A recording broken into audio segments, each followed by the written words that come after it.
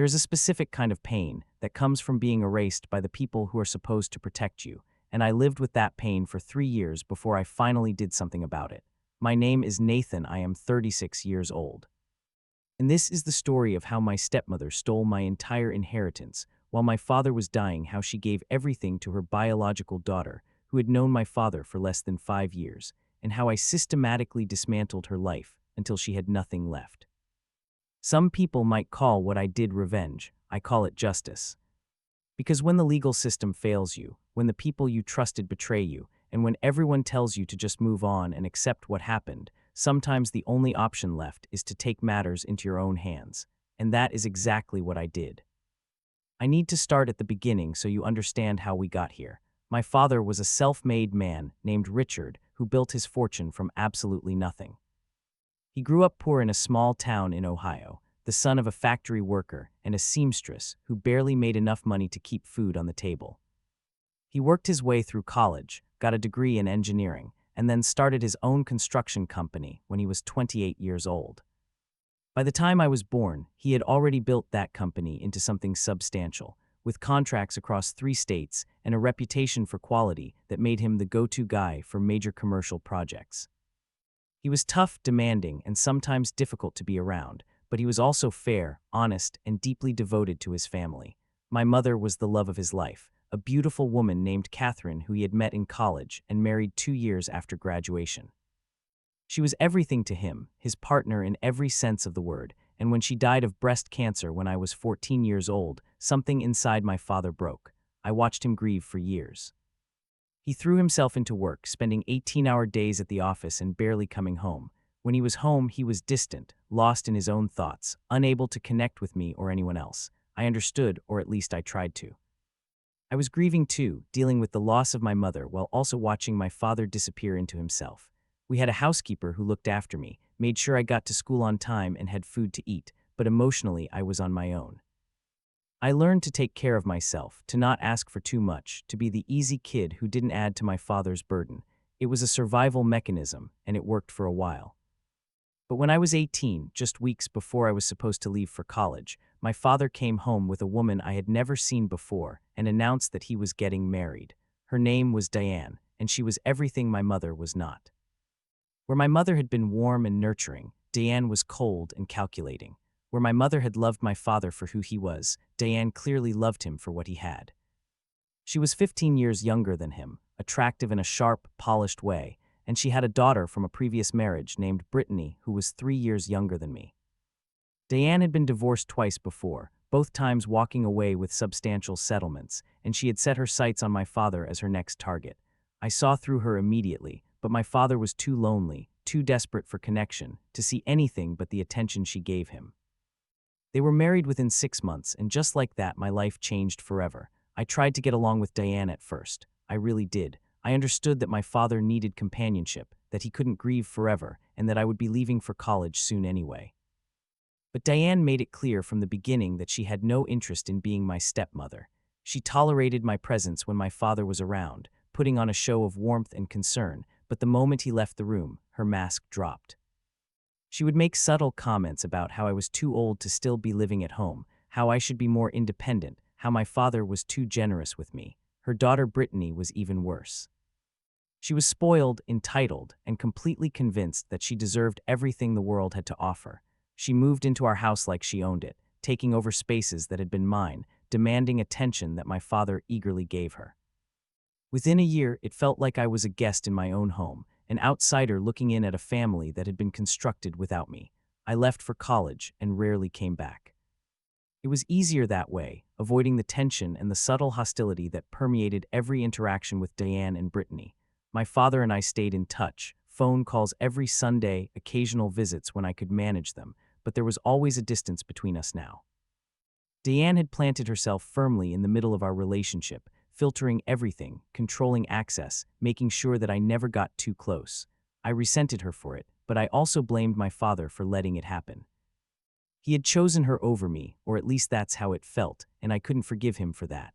So I built my own life, graduated with honors, got a job at a prestigious engineering firm, and tried to forget about the family that had forgotten about me. For the next 10 years, I focused on my career. I worked my way up from junior engineer to project manager to eventually starting my own consulting firm. I got married to a wonderful woman named Jessica who understood my complicated relationship with my family and never pressured me to fix it. We had a daughter named Emma who became the center of my universe, the person I would do anything for.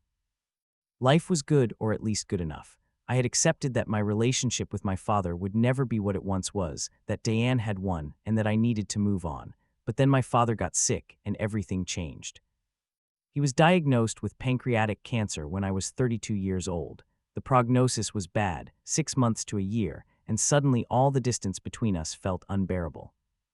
I wanted to spend time with him, to rebuild what we had lost, to make sure he knew that I loved him despite everything. But Diane made that impossible. She controlled access to him like a prison warden, deciding when I could visit, how long I could stay, and what we could talk about. She claimed it was for his health, that too many visitors tired him out, but I knew the real reason. She didn't want me around because I was a threat to whatever she was planning. I didn't know what that was yet, but I could feel it in the way she watched me, calculating, assessing, waiting for me to let my guard down. My father died 8 months after his diagnosis, on a cold Tuesday morning in February. I wasn't there when it happened. Diane had told me he was having a good day, that I should come by later in the week, and I believed her because I wanted to believe that she wasn't capable of keeping me from my own father's deathbed. But she was. She absolutely was. By the time I got the call and rushed to the hospital, he had been dead for 3 hours. Diane and Brittany were there, of course, crying dramatically and accepting condolences from the nurses like they were the ones who had lost the most. I stood in the corner, numb and silent, trying to process the fact that my father was gone and that I hadn't been able to say goodbye. That was the first betrayal, but it wasn't the last. The reading of the will was scheduled for 2 weeks after the funeral. I assumed it would be straightforward. My father had always talked about leaving the business to me, about how I would carry on his legacy, about how everything he had built would eventually be mine. He had told me this explicitly, multiple times, over the course of my entire life. There was no ambiguity, no question about his intentions, so when I walked into the lawyer's office that day, I wasn't nervous. I was grieving, yes, and still angry about being kept from his deathbed, but I wasn't worried about the will. That was my first mistake. The lawyer was someone I had never met before, a young woman named Patricia, who worked for a firm that my father had apparently switched to in the final months of his life. That should have been a red flag, but I was too distracted by my grief to notice. She read through the preliminary stuff first, small bequests to charities and distant relatives, sentimental items distributed according to my father's wishes. Then she got to the main estate, and that's when my world collapsed. According to the will, my father had decided to leave everything, the business, the properties, the investments, all of it, to his beloved wife Diane and her daughter Brittany, whom he considered his own child. I was mentioned only once, in a paragraph that stated I had already received my inheritance in the form of my college education, and was therefore excluded from any further distribution of assets. The total value of the estate was $6.2 million, and I wasn't getting a single penny. I couldn't speak. I couldn't move. I just sat there, staring at the lawyer like she had just told me the sky was green. This wasn't possible. My father would never do this. He had promised me, explicitly and repeatedly, that the business would be mine. He had talked about it at every family dinner, every holiday, every phone call where we discussed the future. He wanted me to carry on his legacy, to build on what he had created. He would never cut me out entirely, not for Diane, not for anyone. But according to this document, he had done exactly that, and I had no way to prove otherwise. Diane's face when I looked at her told me everything I needed to know. She was smiling, not openly, but with her eyes, a small flicker of triumph that she couldn't quite suppress. She had won. Whatever she had done, whatever manipulation or fraud or coercion she had employed, she had won, and I was left with nothing, not even the dignity of a proper explanation. I tried to contest the will, of course. I hired lawyers, gathered evidence, and fought for 2 years in court. But Diane had been thorough. The will had been properly witnessed, notarized, and executed. There was no evidence of forgery, no proof that my father had been coerced, nothing that could legally challenge the document's validity. The court ruled against me, and I was left with massive legal bills and a broken heart. For the next year, I fell into a depression that nearly destroyed me. Jessica was patient, supportive, but I could see the strain in her eyes, the worry that I might never come back from this.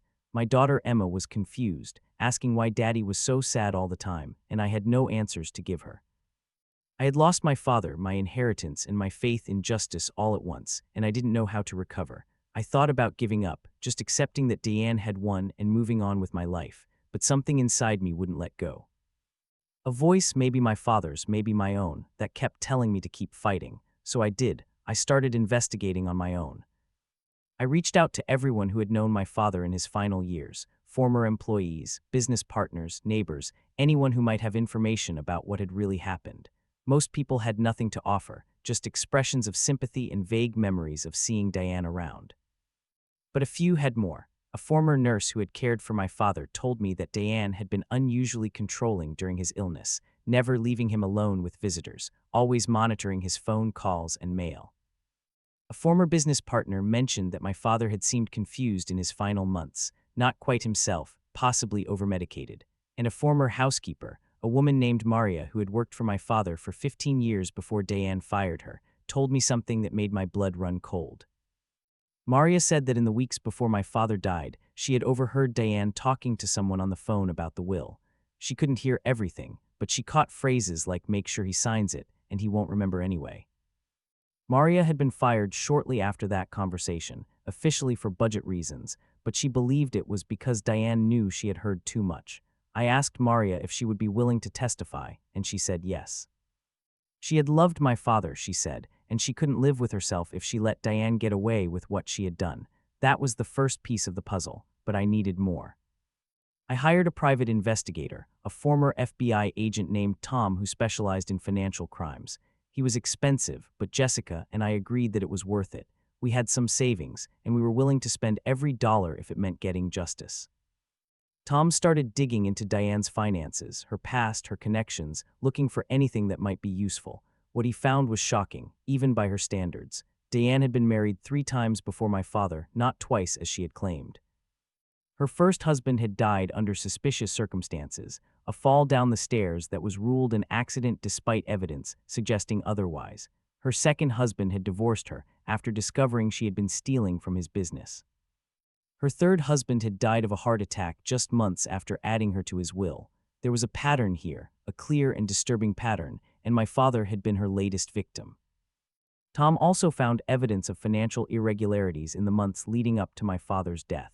Large transfers from his accounts to offshore entities, changes to beneficiary designations on insurance policies, and a series of suspicious transactions that suggested someone was systematically draining his wealth before he died. Most damning of all, Tom found emails between Diane and a lawyer, not Patricia, but another one, discussing how to challenge a previous will if necessary and how to ensure that the new will would be bulletproof.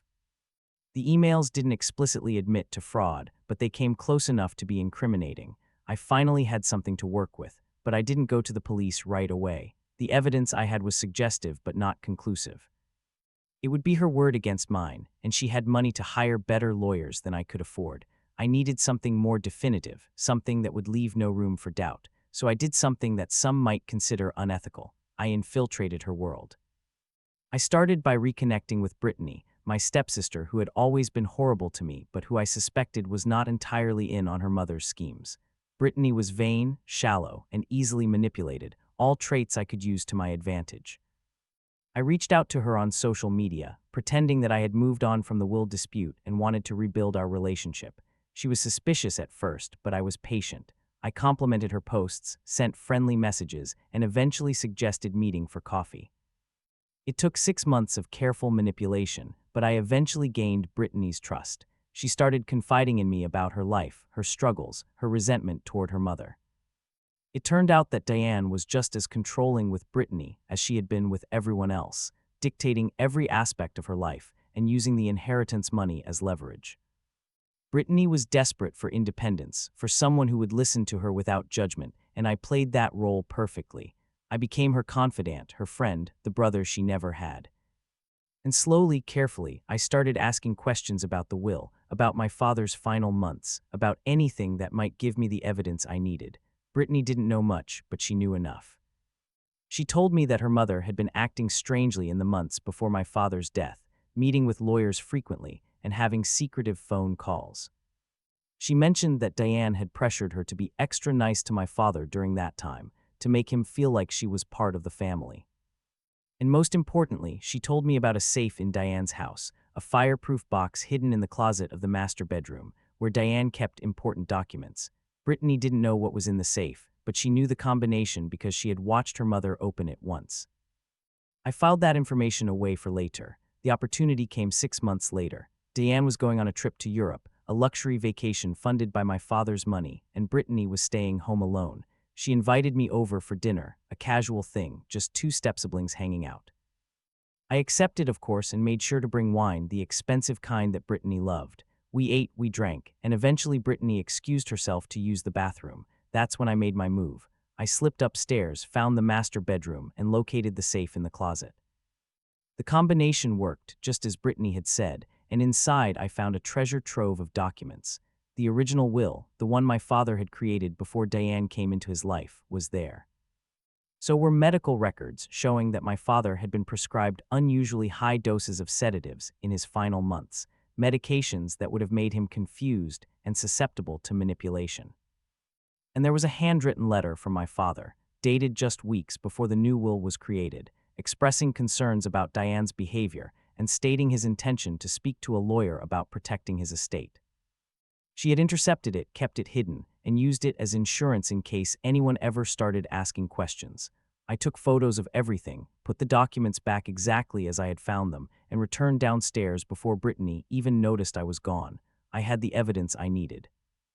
Now I just had to decide how to use it. I could have gone to the police immediately. The evidence was overwhelming, more than enough to open a criminal investigation, but I wanted more than just justice.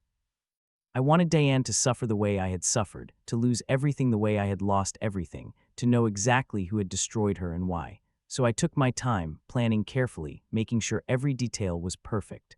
The first step was financial. Tom, my investigator, had identified several of Diane's business ventures, investments she had made with my father's money. Most of them were legitimate, but a few were borderline fraudulent, the kind of thing that would attract attention from regulators if someone happened to report them. I made those reports anonymously, providing detailed documentation of the irregularities. Within months, Diane was being investigated by the SEC, the IRS, and several state agencies. Her accounts were frozen, her assets were seized, and suddenly the money she had stolen was no longer accessible. The second step was social. Diane prided herself on her reputation, her standing in the community, her network of wealthy friends who thought she was a respectable widow. I started reaching out to those friends, sharing carefully curated pieces of information about Diane's past, her previous marriages, her suspicious behavior. I didn't accuse her of anything directly. I just raised questions, planted seeds of doubt, and let human nature do the rest. Within weeks, invitations to parties stopped arriving. Friends stopped returning her calls.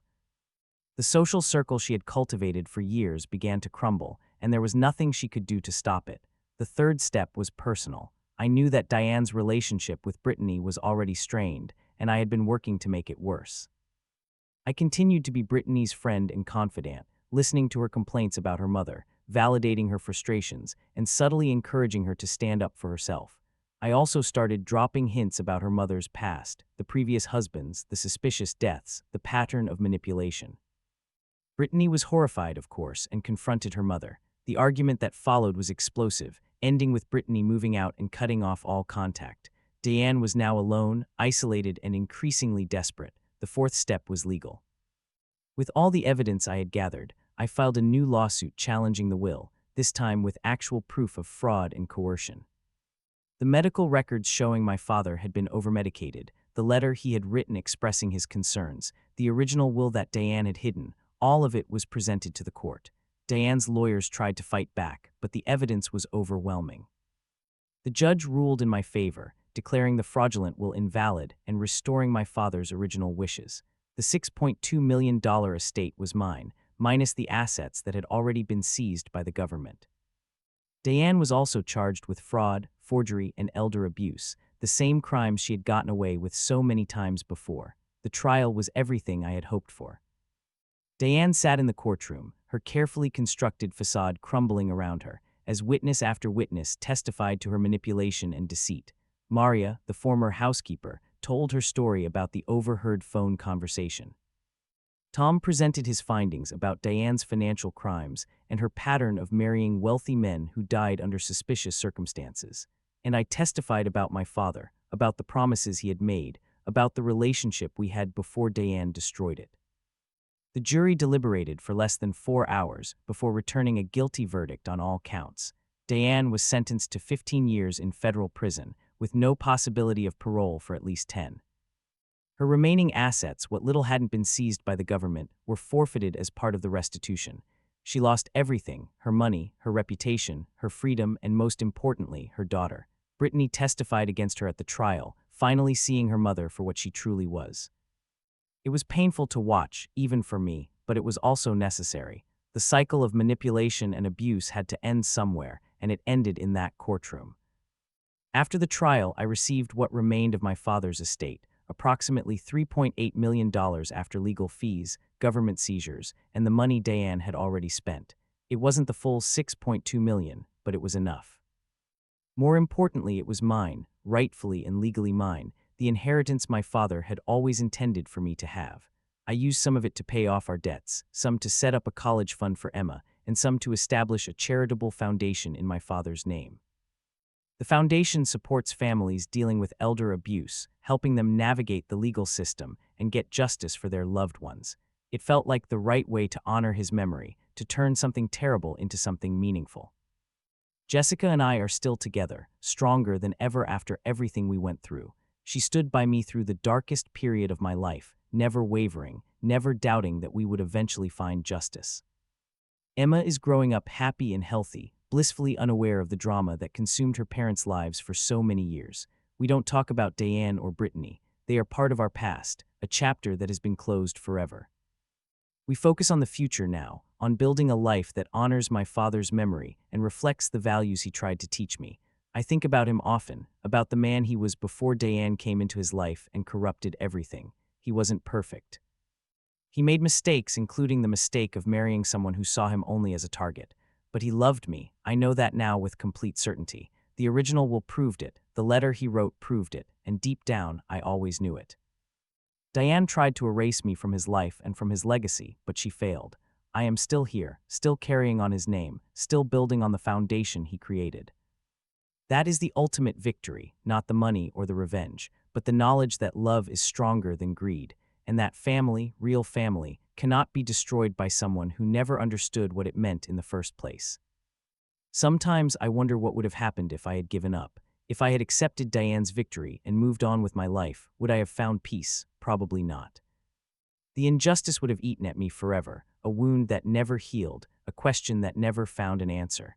Fighting back, even when the odds seemed impossible, was the only way I could live with myself.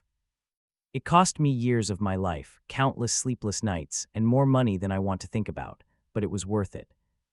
Every sacrifice, every struggle, every moment of doubt, it was all worth it to see Diane in handcuffs, to hear the guilty verdict, to know that justice had finally been served.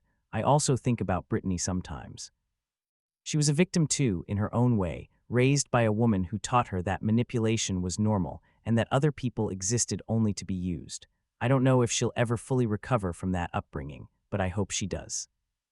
After the trial, she reached out to me, apologizing for everything she had done and thanking me for helping her see the truth. We're not close, we probably never will be, but there's a kind of understanding between us now. We both survived Diane, and that creates a bond that's hard to explain to anyone who hasn't been through it. The last time I visited my father's grave was on the anniversary of his death. I brought flowers, the same kind my mother used to plant in our garden, and I sat there for a long time, talking to him like he could hear me. I told him about the trial, about the conviction, about the justice that had finally been served. I told him about Emma, about how much she reminds me of him, about the life we're building that he would be proud of, and I told him I was sorry. Sorry that I couldn't protect him from Diane, sorry that I wasn't there when he died, sorry for all the years we wasted being distant when we should have been close. I don't know if he heard me, but it felt good to say it. It felt like closure. One of the hardest lessons I learned through all of this is that the legal system doesn't always work the way it should. I spent 2 years fighting in court, spending every dollar I had, and I still lost. If I hadn't taken matters into my own hands, if I hadn't done my own investigation and gathered my own evidence, Diane would have gotten away with everything. That's a sobering thought, and it's one that drives my work with the foundation. Every day, families are victimized by people like Diane, manipulators and predators who target vulnerable elderly people and steal their wealth. Most of those families never get justice because they can't afford lawyers or don't know how to fight back. I want to change that. I want to give them the resources and support they need to stand up for themselves and their loved ones. The foundation has helped dozens of families since we started, and every success feels like a small victory against the injustice I experienced. We've recovered millions of dollars in stolen assets, put several criminals behind bars, and most importantly, given hope to people who had given up. It's not enough to undo the damage that's been done, but it's something. It's a way to turn my pain into purpose, to make sure that what happened to me doesn't happen to anyone else. That's the legacy I want to leave, not money or property or business success, but the knowledge that I fought for what was right and helped others do the same. Jessica tells me I've changed since all of this happened. She says I'm stronger, more confident, less willing to accept things that aren't right. I think she's probably correct. Before Diane, I was the kind of person who avoided conflict, who let things slide, who believed that being nice was more important than being right. I was the easy one, just like I had been as a child, the person who didn't cause problems because causing problems was uncomfortable. But sometimes problems need to be caused. Sometimes the only way to fight injustice is to be loud, persistent, and unwilling to back down. I learned that lesson the hard way, and I'll never forget it. Emma is 7 now, old enough to ask questions about the family she doesn't really know. She asks about her grandfather, about why she never met him, about the pictures on the wall of a man who looks like Daddy but older. I tell her stories about him, about the good parts, about the man who built something from nothing and loved his family more than anything. I don't tell her about Diane, not yet. Someday, when she's older, I'll explain everything. But for now, I want her to know her grandfather as I knew him, before everything went wrong. I want her to understand that he was a good man who made some mistakes, but who never stopped loving his son, even when circumstances made it hard to show that love. There's a picture of him on my desk, taken at my college graduation. He's standing next to me, beaming with pride, his arm around my shoulders like he never wanted to let go. That's how I choose to remember him, not as the confused, manipulated man he became in his final months, but as the strong, capable father who raised me and shaped me into who I am. Diane tried to take that from me too, tried to make me believe that he had rejected me, that he had chosen her over me, but she failed. The truth came out as it always does, and now I have the proof that he loved me until the end. That knowledge is worth more than any amount of money. I received a letter from Diane a few months ago, sent from the federal prison where she's serving her sentence. I didn't open it. I don't know what she wanted to say, and I don't care. Apologies, excuses, requests for forgiveness, none of it matters now. She made her choices and she's facing the consequences. That's all the closure I need. The letter is in a drawer somewhere, unopened and unread, a reminder of a chapter in my life that's finally over. My father's business, the construction company he built from nothing, is thriving again. After the estate was restored to me, I sold it to a group of former employees who had always been loyal to him. They're running it now, keeping his legacy alive in a way that he would have approved of. I could have kept it, could have tried to run it myself, but that didn't feel right. My father built that company with his own hands, poured his heart and soul into it for decades. It deserved to be led by people who understood it, who shared his vision, who would treat his employees and customers with the same respect he always did. Selling it was the right decision, and I've never regretted it. The money from the sale, combined with what remained of the estate, has given Jessica and me financial security that we never expected to have. We're not wealthy by most standards, but we're comfortable. We don't have to worry about bills or savings, or whether we can afford to send Emma to a good school. That peace of mind is invaluable, especially after years of struggling to pay legal fees and wondering if we would ever get justice. It's ironic, in a way. Diane tried to steal everything from me, and in the end, she gave me the motivation I needed to build a better life than I ever would have had without her betrayal. I don't believe in karma, not really. Bad things happen to good people all the time, and bad people often get away with terrible things. But I do believe in persistence, in the power of refusing to give up even when everything seems hopeless. Diane was smarter than me, richer than me, more ruthless than me. She had every advantage and she still lost, not because the universe was on my side, but because I refused to stop fighting. I kept pushing, kept investigating, kept believing that the truth would eventually come out, and it did, That's not karma, that's determination. That's the refusal to let someone else write the ending of your story. My advice to anyone going through something similar is simple: don't give up. The system is broken, lawyers are expensive, and the people who hurt you often have resources that you don't. But the truth is a powerful weapon, and persistence can overcome even the most daunting obstacles. Document everything, reach out to everyone, and never stop looking for evidence. The people who hurt you made mistakes somewhere along the way. They always do. Your job is to find those mistakes and use them. It won't be easy, it won't be quick, and it won't be cheap, but it's worth it. Justice is always worth it. I am Nathan, and this is my story. It's a story about betrayal and loss, but also about resilience and redemption.